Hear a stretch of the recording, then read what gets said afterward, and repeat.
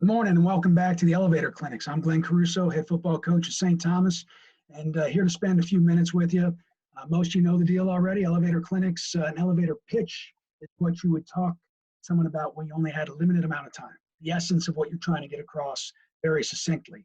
And we thought with everybody's time being so valuable, but still wanting good content from great people, that we carry that same thought process into our clinics. So 5 minutes, 5 questions, no time to waste. Today, my guest is Tremaine Jackson. Coach Jackson, bigger than life personality with a smile only to be matched by his ability to build relationships.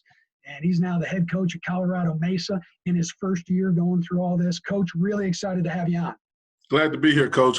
Good. I'm glad you reached out. No doubt. So, Coach, you kind of cut your teeth in coaching as a defensive guy and being a 4-3 guy. If you can talk a little bit, I'm always intrigued on the difference between 4-3 and 4-2-5, and a lot of it comes down to inside linebackers, key read progression, and how you teach that.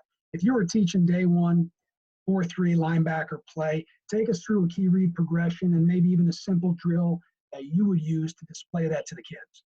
Yeah, well, first, I've always come from a backfield set key progression. And so we teach our guys to key that back, whether it's single back, and identify what the back is, single back, 2 back, even 3 back. And so we try to get it narrowed down to the back shoulders and teaching the flow of the back. Shoulder square, we call it downhill flow. Shoulders wide, we call it wide flow. We try to keep it really, really simple. If it's a split back situation, then I key the back to my side and his shoulders. And so simple little drill that we do. We try to keep the game really as close to the game as possible. We'll take out the core, guard, center guard, and I'll be the quarterback. We'll have a tailback, and we'll have those backers just key in that shoulder of the tailback, whether it's downhill. I'll give them different looks and things of that nature. So something that we can do in season, out of season, or at any time. Love it. Thanks, Coach. Now, from what I've learned about your background is you kind of were a D-line guy and coached a lot of different, ended up coaching DBs. I've always said that if you're out there and you're a young coach and you want to be retainable on any staff, learn how to coach DBs, learn how to coach O-line. But there's a big difference between coaching D-line, going to DBs. What was the biggest way that you had to change your coaching or your style or your communication and going from D-line to DBs, Coach? Yeah, I had to be extremely more detailed on that back end than I did up front. And even though I'm a D-line guy at heart, I always say it's a lot of detail that goes into being up front. Eventually, though, you can turn them loose and let them go. And if they make a mistake, somebody's there to cover them up. On the back end, there's nobody back there to cover them up. They have to be very, very technically sound, just like those inside D linemen. And so I learned how to coach corners and safeties. I'm a 300-pound guy, and I'm back there coaching the secondary. But I learned it. I took a lot of pride in it. Wanted to make sure our guys were technically sound. I think one of the things that we did while I was back there, we made sure the DBs were involved in the run fit. Couldn't be a soft DB or cover guy and play for us because I'm really a D-line coach at heart. So that's some of the stuff we did back there, but I learned a whole lot. Am I going to get a chance to see your smooth and low back pedal before the end of the show, maybe? Coach, I got one. I do have one. I know. So you got one up on me right there. But you always seem to be into the relationship. And really impressive. Genuine, authentic as they get. How have your relationships with the players changed as you've grown in your career from a position coach to a coordinator and now a head coach? Certainly you can retain a lot of those things, but it's changed because your dynamics change. Talk about that a little bit, Coach. Yeah, Coach, it's been kind of weird but fun, and you understand this better than anybody, but going from I'm weird? Is that no. Just trying to go from coaching the position room where you're with those guys every single day to now you go to be a coordinator. You walk around as a coordinator, so you're with one side of the ball. And then now being the head coach, trying to be more involved in the offense, trying to be involved with even the kickers over on the side, everybody within the program, and build relationships outside of the team as well. So my relationship building time has become really strained, and I have to be really intentional on who I'm with and building a relationship with that person, whether it's the 4th string tailback or the starting quarterback or the president of the school, I've got to be really intentional now more than ever than I ever have been in my career before. Love that term intentional, and that usually leads into, when I think intentional, I think culture. Culture comes because of some of the things we intend and some of the things that just kind of grow organically.